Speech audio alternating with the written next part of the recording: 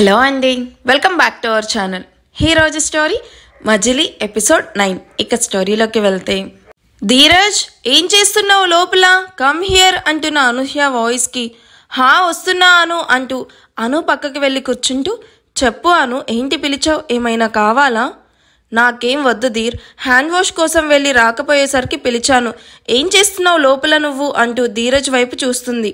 Nothing అను, just hand wash చేసుకుంటున్నాను, ఈ లోపు నువ్వే పిలిచేశావు అంతే.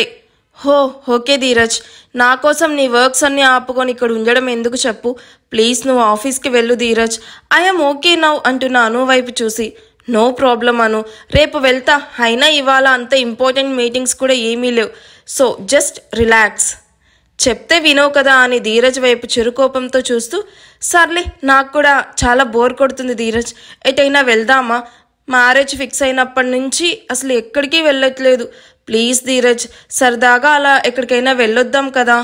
ధీరజ్ అను వైపు చూసి, ఏం అవసరం లేదు, కావాలంటే టీవీ చూద్దామంటూ టీవీ ఆన్ చేస్తూ ఉన్న ధీరజ్ చేయి పట్టుకొని ఆపేస్తూ, ప్లీజ్ ధీరజ్ ఎలాగో ఇద్దరం ఫ్రీగా ఉన్నాము, సరదాగా అలా ఈవినింగ్ వరకు టైం స్పెండ్ చేసి వద్దామంటూ చాలా క్యూట్గా చూస్తూ అడుగుతూ ఉంటుంది అనూహ్య. అది చూసిన ధీరజ్ అను క్యూట్ లుక్కి నవ్వేసి, సరే ఎక్కడికి వెళ్దాం చెప్పు. అనూహ్య ఆలోచిస్తున్నట్టు ఫేస్ పెడుతూ, ముందు మూవీకి వెళ్ళి అటు నుంచి రెస్టారెంట్కి వెళ్ళి లంచ్ చేసి అత్తయ్య వాళ్ళ ఇంటికి వెళ్ళి వద్దాం అని నవ్వుతూ చెప్తుంది. మళ్ళీ అమ్మ వాళ్ళ ఇంటికి ఎందుకు, అయినా నిన్న ఈవినింగేగా వాళ్ళని చూసావు, నేను వాళ్ళని మిస్ అవుతున్నాను, ప్లీజ్ వెళ్దాం ధీరజ్, పూజ కూడా బాగా గుర్తొస్తుంది, మనం సడన్గా వెళ్ళి సర్ప్రైజ్ చేద్దాం, వాళ్ళు కూడా చాలా హ్యాపీగా ఫీల్ అవుతారు.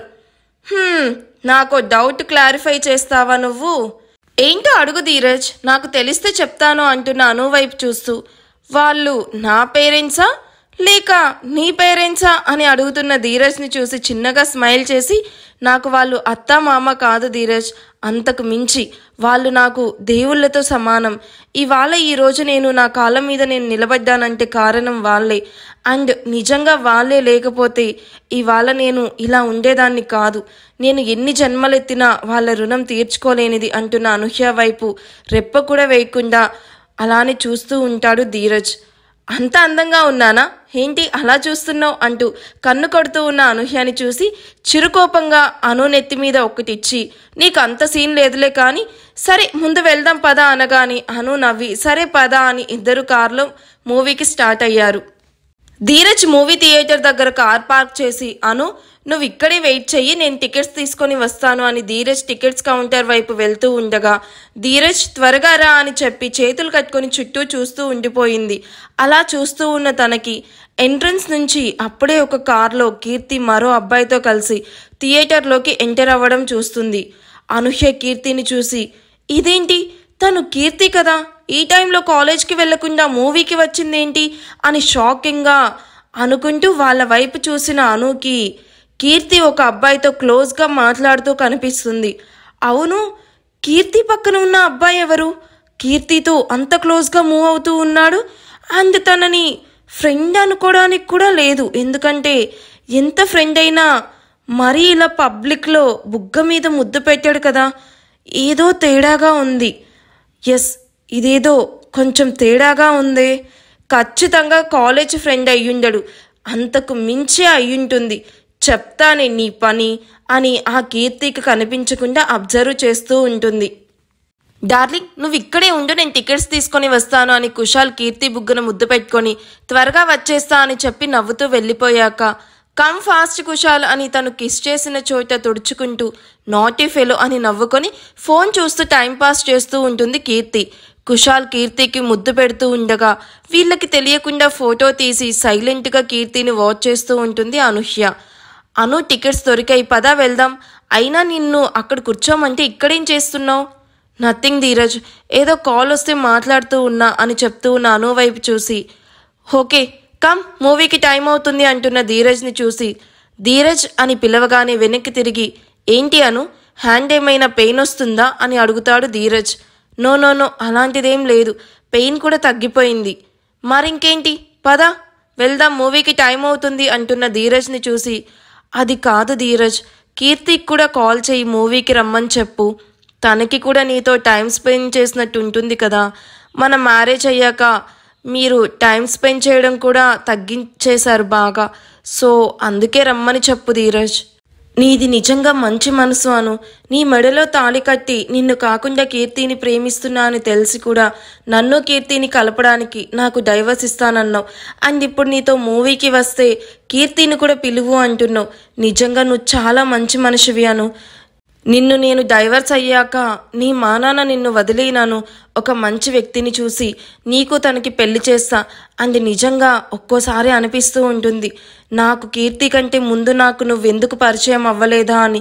కీర్తిని నేను ప్రేమించకపోయి ఉంటే ఖచ్చితంగా నిన్నే పెళ్లి చేసుకో ఉండేవాడిని. నీలాంటి అమ్మాయిని అస్సలు మిస్ అయ్యేవాడినే కాదు.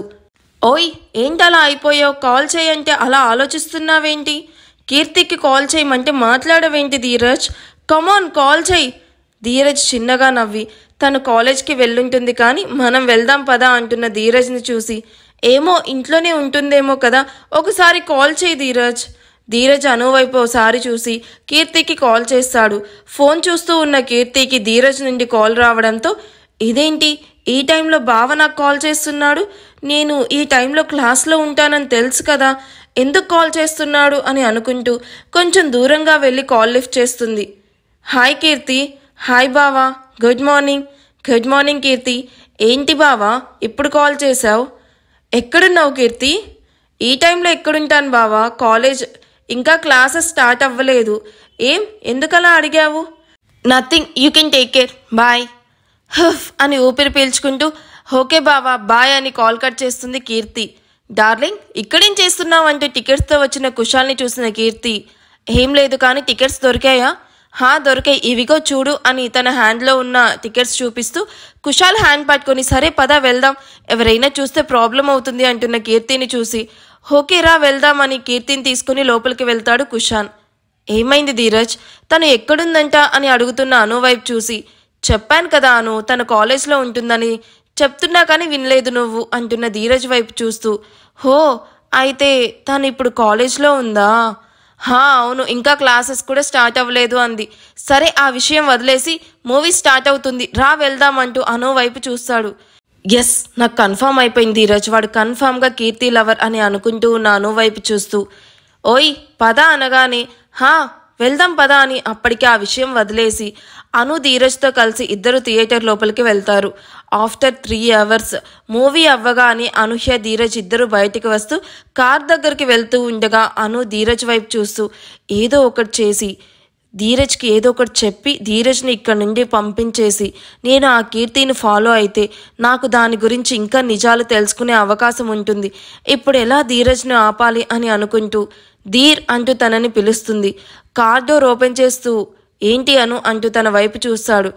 అది నువ్వు వెళ్ళిపో ధీరజ్. అను వైపు చూస్తూ ఉన్న ధీరజ్, ఏంటి నాకు అర్థం అవ్వలేదాను, ఐ మీన్ నువ్వు ఇంటికి వెళ్ళు, నాకు కొంచెం వర్క్ ఉంది అది చూసుకొని వస్తాను అంటున్న అను వైపు చూస్తూ ఏంటో ఆ వర్క్ అని అడుగుతూ ఉన్న ధీరజ్ని చూసి తల కొట్టుకుంటూ అబ్బా చెప్పే వరకు వదిలేలా లేడే, ఇప్పుడు ఏం చెప్పాలి ఆలోచిస్తూ ఉన్న అను మొహం మీద చిటికెలు వేసి ఓయ్ నిన్నే చెప్పు ఏం వర్క్ అది? అది ఇందాకే ఫోన్కి మెసేజ్ వచ్చింది, అర్జెంట్ కేసట అందుకే వెళ్ళాలి అంటున్నా, అది అవ్వగానే వచ్చేస్తా, నువ్వు వెళ్ళు ధీరజ్. సరేరా నేను కూడా వస్తాను అంటున్న ధీరజ్ని చూసి నువ్వెందుకు, నేను వెళ్తా నువ్వు ఇంటికి వెళ్ళు. అదేంటి అను అలా అంటావు, ఇవాళ ఎలాగో నేను ఆఫీస్కి వెళ్ళడం లేదు అండ్ నేను హాస్పిటల్కి తీసుకెళ్ళి నీ వర్క్ అవ్వగానే ఇద్దరం ఇంటికి వెళ్ళిపోదాం. అనూహ్య కీర్తి కోసం చుట్టూ చూస్తూ ఉంది. తనకు కీర్తి కుషన్ కారులో వెళ్తూ కనిపిస్తారు. దాంతో ఇంకేమీ చేయలేక అక్కర్లేదులే ధీరజ్, నేనే వెళ్లాల్సిన సర్జరీకి వేరే డాక్టర్స్ అటెండ్ అయ్యారట, ఇప్పుడే మెయిల్ పంపించారంటూ మనం రెస్టారెంట్కి వెళ్దాం పదా అని వెళ్ళి కారులో కూర్చుంటున్న అనుని చూసి ధీరజ్ కూడా కారులో కూర్చొని అను వైపు చూస్తూ ఆర్ యూ ఓకే అను? విండోలో నుండి బయటకు చూస్తూ యా ఐఎమ్ ఓకే ధీరజ్ అంటూ తనకి డౌట్ రాకుండా స్మైల్ ఇస్తూ చెప్తుంది అనూహ్య. అనుని చూసి తను కూడా నవ్వి కార్ స్టార్ట్ చేసి రెస్టారెంట్కి తీసుకుని వెళ్తాడు. అక్కడ ఇద్దరు మాట్లాడుకుంటూ సరదాగా కబుర్లు చెప్పుకుంటూ లంచ్ కంప్లీట్ చేశారు.